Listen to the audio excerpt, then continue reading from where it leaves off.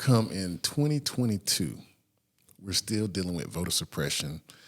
And will we ever be free? Will they ever stop attacking us and directing us? It's kind of like they're almost scared of our economic power and our political power. It's like, come on. Like, yes, that's exactly what it is. That's It's exactly not what no it kind of is. scared. They scared. Yeah. Your friend James. Yeah, yeah. But I don't understand. It's like I just don't get it. So why are we still dealing with voter suppression in 2022? And give us some examples of what it looks like today. Because we're winning. Yeah. Simple as that. Because we're winning.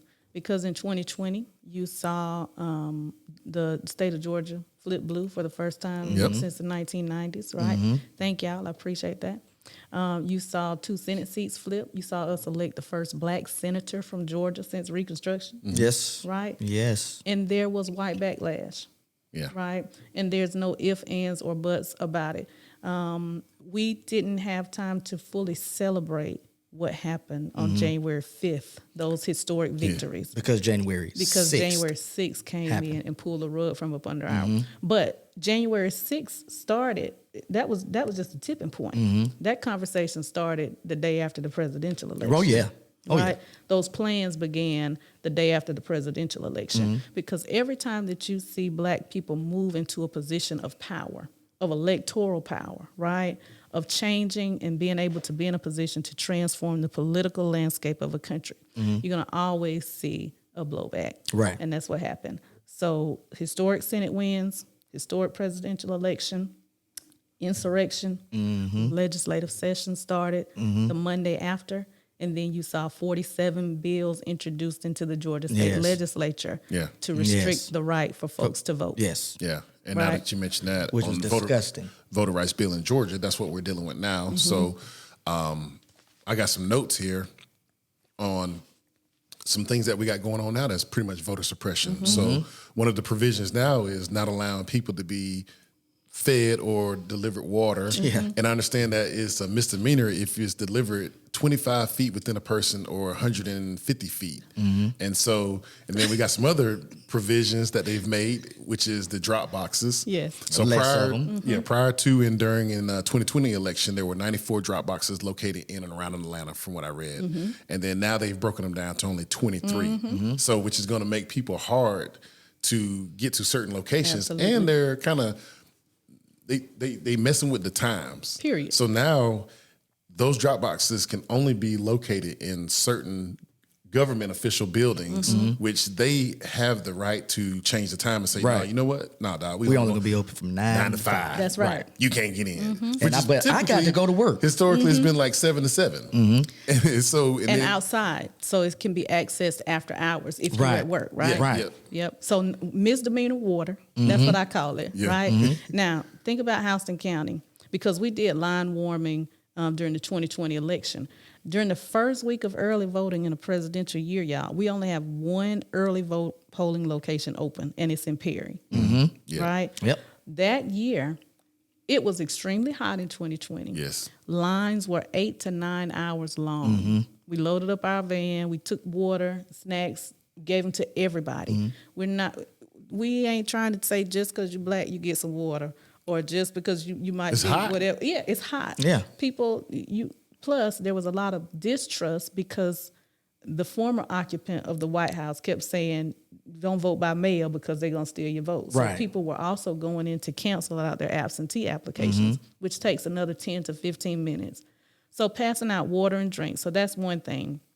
Misdemeanor water. You got to be at least 125, almost 150 feet from a polling location. Okay? So that's the same as a noise ordinance. Basically, depending on what city you live in. Yes, right. And think about this too now. So that the drop boxes, eliminating those, now it's only 1 per 100,000 people. Right? We got 160,000 people in Houston County. Active voters. One drop box, y'all, come on. Yeah. Right? The most egregious part, though, that people don't often talk about are, so yes, the provisional ballots, but voter challenges. Unlimited challenges to voters. So if I am a voter, you may have been my neighbor. You might have got in the garage and I don't see you come and go as frequently, right? But I know that you may be a Democrat and I'm a Republican. I don't see you come and go. If I go to the polling location and say, I don't think he lives in that district, he shouldn't be allowed to vote. Oh. Right? I can challenge your right to vote. And I can do that unlimited. Now, I have to bear the burden of proof. I did not. Now, that's something. I did not know about that. Now. Unlimited challenges to voters. It's like somebody got to vouch for you. Remember back in the 60s in Jim Crow, if the white man said that this Uncle Mose is good, you can go and let him vote. Grandfather clause. Right, like, exactly. Right. You're, Right. He's good with me. He good with me. Because we go way back. Period. Right. That's the same thing. You good with me. Yeah. True the Vote challenged over 5,000 voters during 2020, in the 2020 election, tried to get them tossed out so that they could not participate in the Senate runoff elections right here in Houston County. Now, if you got 5,000 challenging 5,000 here, 12,000 over there, 3,000 over here, 1,500 over here, that's those 11,600 and whatever votes the former occupant said he needed, right? Right. Okay. Yeah. That's how we win. That's how they cheat. Yeah. Well, Did you know about that one? That was one I didn't know. Yeah, I didn't know did. about the challenge. I'm not gonna say the word I want to say. I'm gonna be nice on this podcast, but it's still boo boo. But they just trying to sprinkle a little essential oils on it. Yeah. They're trying to say Yes. that well, it at least it smells good, Mr. King. You know, and so I know you mentioned. Can you talk about the? It's also now illegal for a state to send out unsolicited ballot applications. Yes. Yeah. Yes. You know, so in which I think in 2020 the Republican organization or elected officials did the same thing. Uh-huh. But like I say, as you said earlier, when you winning, we right. Right. When they losing, Absolutely. Yeah. Yes. y'all wrong. Yes. Remember now, in the middle of a pandemic, the height of a pandemic, Georgia had just received new voting machines probably January, February of that year. I remember right? that. Then we had our primaries, and then we had November. So very little time for poll workers and election workers to get trained. And so the Secretary of State sent out, those applications. Other organizations that are nonpartisan organizations also sent out absentee applications to everybody. We wanted folks to be safe. Right. Right. But when we started, it's no fun when the rabbit's got a gun. That's right. Right. So when folks started voting absentee by absentee, in high rates, right? They were like, and no, you we saw gotta the put benefit a of that. stop to that. Absolutely. So SB202 changed that. It's now a 2-page application. No one can send out an unsolicited application for an absentee ballot. We in third year of the pandemic now. Right. Remember that. Third year. It's 2 pages. It's a small line on the back. It used to be where if you were a senior or elderly voter, disabled voter, if you request one absentee application, they would just send it to you for the rest of the year. Right. No longer. On that second page, you got to check this little small box, right, in order to do that.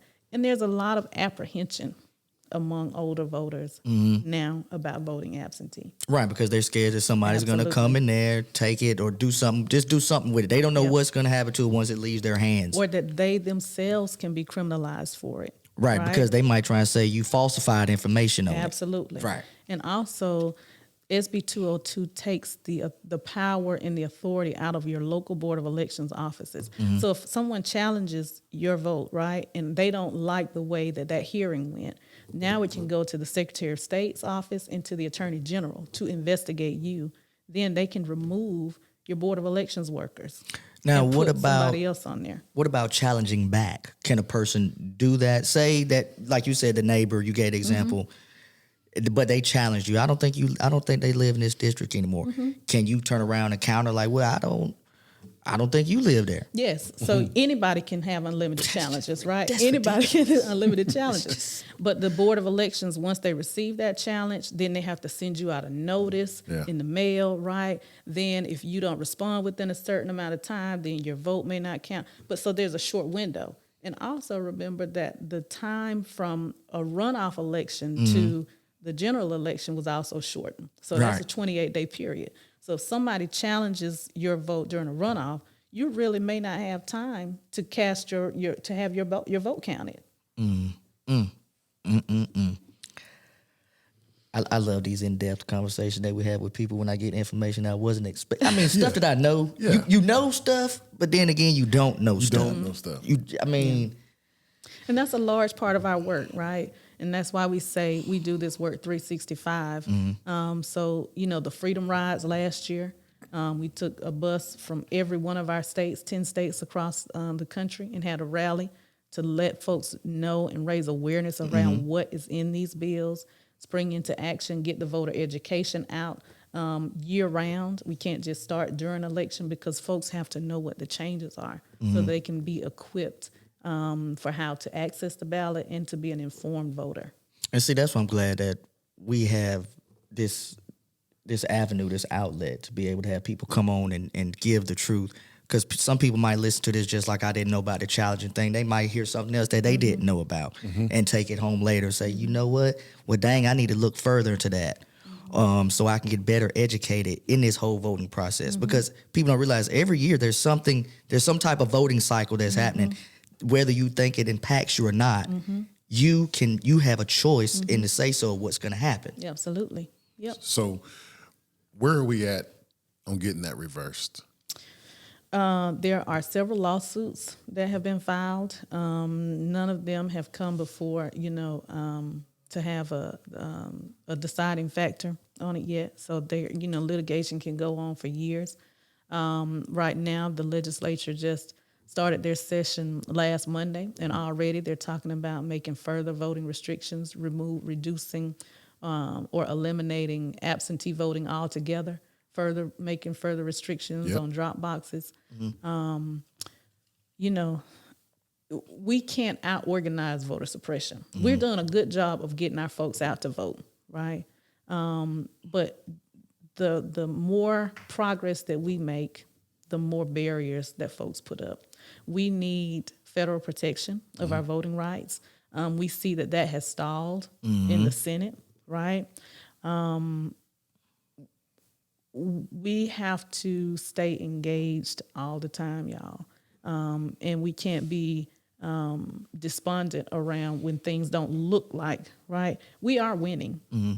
I want to reiterate that. And I always tell our partners across the state that we are going to always lean into our power. Because as you expressed earlier, Brian, we've seen this before, right? We had to count jelly beans, right?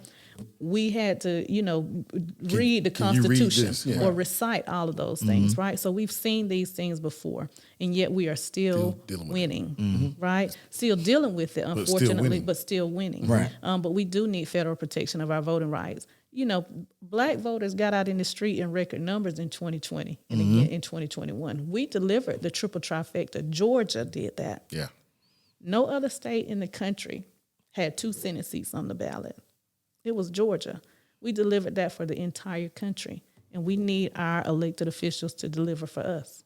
Go ahead, D. No, I was just going to, respond to what she said. I think by what a lot of people witness what Georgia do, a lot of people going to say, "Oh, Georgia getting it. Like we gonna jump out there too." And I think it just brings more support, makes more people more focused on the agenda, and say, you know what, we need to get out here and do the same thing. Quick question. Well, it relates to it, not all the way off the subject. When that bill passed last year, a lot of the Hollywood companies, movie companies, and things like that started wanting to pull back because, believe it or not, people don't understand.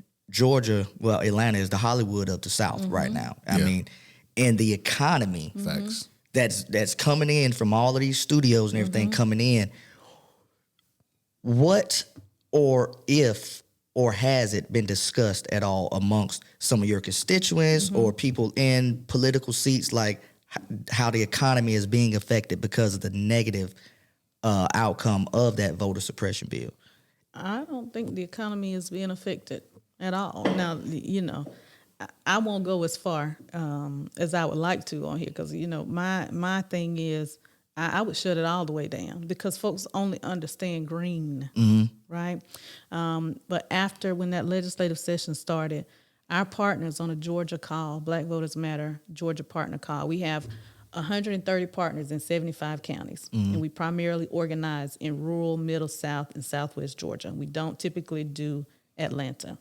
Our partners who had just won all of those historic races, they said, we are not going to take this. We launched a corporate accountability campaign where we put 2 full-page ads one in the AJC, and then in papers all across the state telling corporations that they have a responsibility to the folks, to the consumers, in order to stand up and make a public stance against voter suppression. Right. So we held 35 direct actions across the state at World of Coca-Cola, at Delta, at Aflac, at UPS, all across the state, asking corporations and their CEOs to get involved. And then we saw the Chamber of Commerce.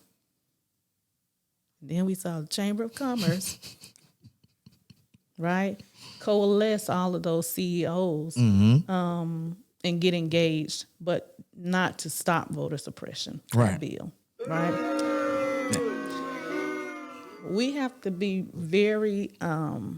We got to be politically astute, knowing that voting is only one tool in the toolbox that we can use, but we can flex. We also have to think about what kind of consumers we are. Right. Right. Are we woke and aware? But see, that's still a problem. That's still a problem that we were discussing on a recent podcast. We're still one of the biggest consumers. $1 trillion. I mean, but we're not consuming it with us. We're not putting back. But that's why I think we're not spending on our own community like we should. We still watch the NFL. Now we talked about this off camera, right? Yeah. We still watch NFL, right? And we see how they treat our brethren. Yes. Right. Yes. But we love to be entertained. Yeah. And there's nothing wrong with that, right? But at some point we have to take a more united stand. Oh, yeah. And Black people are not a monolith. Don't get me wrong. Right. Because the more I do this issue organizing, man, I can go down to Waycross, Georgia, and find some of the most conservative Black folks. What I tell you about Waycross? What's the one place I always talk about? Boy, we're not a monolith, and we don't expect to be a monolith. But when it comes, we can't be individualistic either. And that was one thing Dr. King said. I fear I've integrated my people into a burning building, right? Where we are chasing after the worst excesses of white America, materialism, right? Individualism. One thing, if it's good for me, right, as an individual, that's great. But if it hurts my entire community, that's something that I cannot stand or go along with, right? I'm always looking at the bigger picture, which is why I love my job, because we focus on issues, and I get to talk to Black folks and Black voters and Black community about issues, regardless of political party. Because, truth be told, I don't always believe in this system, right?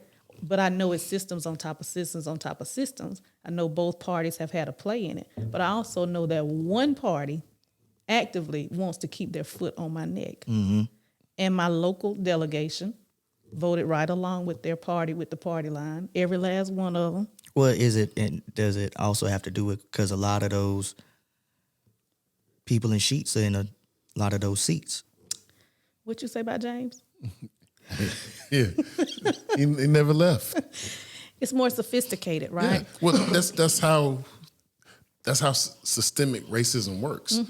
It in the beginning, it used to be all out in the open, but then they had to find a way. See, because you can pass many laws you want, but you cannot pass a law on how to make people act. They're always going to have their individual, personal lack of moral value. So therefore. Is going to be always embedded in education, or embedded in politics, or embedded in your workplace.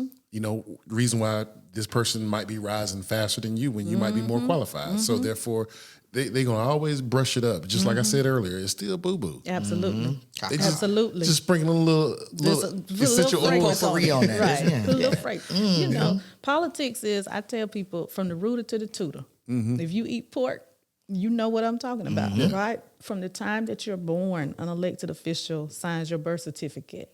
And when you die, an elected official signs your death certificate. To open your business, an elected official has to give you that license, right? And that is local level. Your mayor appoints people to boards, your planning and zoning. Why are these types of businesses and industry in our communities, right? Predatory lending. All these dialysis centers and plasma centers, right? And we get all into that, right? But every aspect of our lives is touched by an elected official. Even the fibers right here in this shirt, right? have to be approved by somebody. Yeah. The amount of bugs or feces that is in your food when you get ready to go to get your soup. You know, somebody, an elected official approves that. She's speaking truth too. People do not think that your food does not have stuff in it. It does. Just because she said those words does not mean it's just overly powdered in it, but it's in there. Just calm down. Continue. You know, don't get scared, y'all. Yeah. Okay, don't be scared. Eat your food, pray on over it, like they say at church. But it's a little bit in there. But an elected official moderates that, right? How much is going to be? How much is going to be? So everything that we touch, right? And when we rise, we organize, when we lean into the power that we have, because we are some powerful people, y'all. Oh, yeah. Right? Then, and we exercise or we flex on them at the polls, right? You can expect some kind of natural, what is it? The fear that people have talked about. But we still have to do the work. We still have to be more sophisticated in how we move. We still can't just be, if I got a nice car, but my neighbors over here are, you know, unhoused, or, you know, the children are going to schools that are not equal, right? We got to be concerned about every aspect of our community. Right. Everything. And that's a problem with these days too. A lot of people in the community are not taking care of the community anymore. Because it's like you were talking about, is it for you? Is it good for you? But is it bad for everybody else? Absolutely. And these days, nobody cares about everybody else. The majority of people, honestly, I'm good right now. Yeah. I got food on my table. No, you're right. Right. It's I think as a community, we've become a little bit more selfish. You know, I think in the 60s, and I think it's weird to say, every time we make these progressions in society, it actually kind of weakens us, it seems like, because the farther you go back, we seem like we stuck together more. Yeah. The more we go in the future, the more we're dividing. But look at this. Check this out. What started, though, you said in the 60s, when the black household was still a big thing, when the mama and daddy were both there. But then it started getting to the point where, hey, welfare is this thing. There's this thing called welfare. But guess what? You can't get it because you got that man living in the house that got that job. Now I'm going to push back. I'm going to push back. But you know what I'm saying? I know the premise. Right. The premise of that, what they're saying. I know the premise, but I'm going to push back. Right. No, go ahead. I'm just saying that's what a lot of people say it comes from, where the black man got pushed out the household, and then the black family started breaking down. So then in turn, the black community started breaking down. And so here we are as black individuals. Yes. And a part of that is true and accurate, right? But when Ronald Reagan started that welfare queen, talking point, right? That caught like wildfire. And to our detriment as well. There are more black two-parent households in existence than folks would like to give us credit for, right? There are also a lot of single women households and single mothers who are doing excellent jobs. Systems on top of systems on top of systems on top of systems. And I think we have to be careful in the way that we frame in order to make sure that we shift the narrative, right? We reclaim the narrative. No, the black community is strong. We are not necessarily where we want to be. The wealth gap is still where it was post-Reconstruction, right? But that is not because of a man and a woman in the household. That's because of some policy. That's because somebody wrote a policy that disenfranchises. And James Esquire, that you called them, they've gotten more sophisticated in how they frame those policies. So, we are in a system that does not love us. Right. And they're going to find every loophole they can to keep us down. Every loophole that we can, they can. Yeah. So let's talk about Succeed Cowork. Okay. How do we get there? How did you develop that space and just tell us a little bit about it? Like, it's for women, right?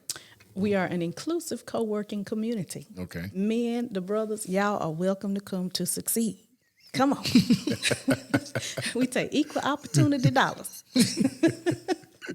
I started Succeed Co-work. So as I shared earlier, I founded a nonprofit to teach women and girls how policy affects their lives. That was shortly after the 2010 election.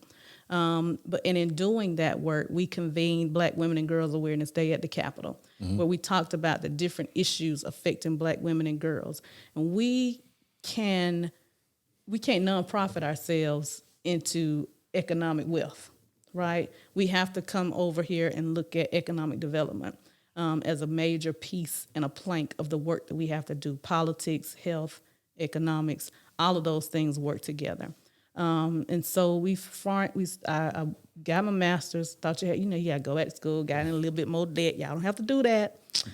Started mentoring with SCORE, Middle Georgia, and went through the chamber circuit and all of that.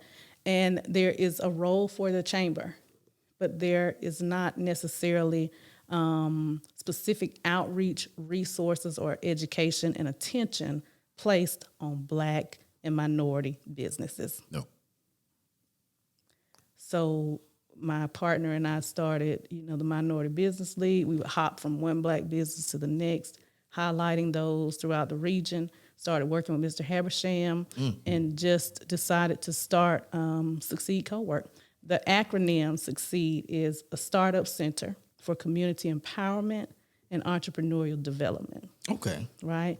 So anything you can do at Starbucks, you can come over here, you can get your coffee, you can do your work, you can use your Wi-Fi, you can connect with other like-minded individuals, and you can learn about how you can move, navigate, and organize in community to build a stronger community for us. That's fantastic. It's funny you mentioned that. I just went through an experience, me and my wife. I don't want to put nobody out there. Certain chambers. I'm not, could be anywhere. I'm not going to say where. Could be anywhere. But what I've learned is it is not for us. And it's funny you mentioned that. And I learned that experience, like, this is not designed for us. This is not working for us. I don't think I'm going to be paying this year. And I have some friends who swear by it, right? But again, it's in what your aspirations are for your individual business. My goal and my focus, and I believe my purpose, is our community writ large. Yeah. Right? So that information about businesses, that those policy decisions, those policy positions that the chamber take have to be beneficial for Black businesses, minority businesses in the community. They just put a statement on their site that they're against Build Back Better. Why? Yeah. We need all this infrastructure work. Yes. We have board advisors in Warner Robins every week. Yeah, that's a shame. Right? Why would you be against something that is going to improve the infrastructure and the livelihood of everybody? And benefit everybody in the long run. Benefit the entire community. Right. Right? And again, now we talk about that Georgia Chamber because they were one of the main ones with that SB202. I cannot support, buy into, or pay anybody who's going to use their resources and their platform or influence to the detriment of me or my folks. Right. I understand that. That makes total sense. Yeah, so what are we going to see from you next? What's next? You don't tell all your secrets. I won't. I promise you. Be strategic. But this year you will see us lean into the organizing power again. You will see historic Black turnout again. And that's going to be my focus, and that's my sole focus. It is to build the capacity of Black grassroots organizations across this state, so that we can build, electoral power, and see the benefit of that in our communities. That's it for now. Right. All right. Got you. So we're coming up on the end of the podcast, and at the end of each podcast, we like to do a little game called 5 Words. So J. Steve's going to give you a word, and then that one word, you just respond with one answer. So here's an example. So if I said Fenika, you give me that response. Just one word. One word? First thing that comes to your head. Oh, Lord. See, I'm about to tell my Like age, y'all, because I ain't quick on my feet. If I said Fenika, it's all right. If I said Fenika and you said powerful. Gotcha. Okay. Right. All right, you got it? Okay. So let us know when you're ready. Okay. Do I have a counter? Dun, dun, dun. Oh, now BK, we hit the crickets on you if you need to. Yeah. If you take too long, No. that's the sign you're going to hit. Okay. I'm ready. Go ahead. All right. I might start saying princess. No boys. All right. First word. Black. Power. Politics. Got to. Economy. Wealth. People. Justice. Stacey Abrams. Leader. All righty. That's 5 words for the day, bro. 5 words for the day. All right. Give it up for Fenika Miller. Thank you so much for joining A little us. slow on the claps that time, wasn't it? Yes. Thank He showed y'all. his age. All right. So, Fenika, that's your audience right there. Mm-hmm. Go ahead and plug yourself. Let them know what they need to do. Let them know what they can do. Mm-hmm. And let them know how to do it. All right, y'all. Listen, Fenika Miller. With Black Voters Matter, what we're going to do is we're going to get vote ready, Yes. right? Mm-hmm. We're going to check your registration status. Wow. We're going to check your district. You're going to talk to 5 friends and family members. You're going to connect and plug in with us at www.blackvotersmatterfund.org so you can find out where we are, when that Black is Bus in America is coming, and how you can learn how to build grassroots electoral power right where you are. Let's go, y'all. Can't stop, won't stop. Can't stop, won't stop. I like that.